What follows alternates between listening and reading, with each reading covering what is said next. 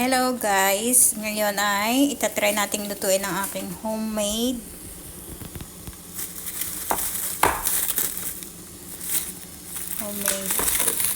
dumpling. Yan. Gusto po ng aking mga alaga ng homemade dinner dumpling.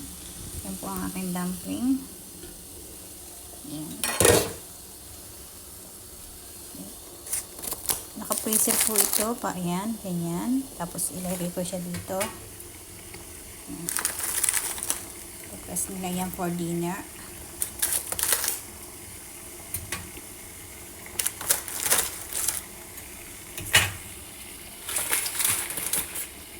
About 7 minutes. Yan. 7 minutes ko siya ni-steam kasi homemade po ito.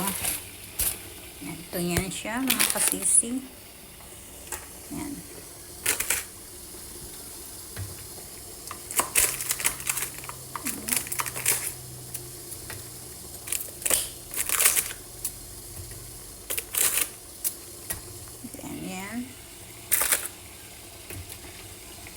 Wala po kasi akong steamer. Yung nilulutuan ko po pang pizza, ano ko, yan. Ito po ay aking pang pizza dough.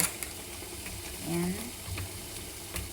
Para po sa aking alaga.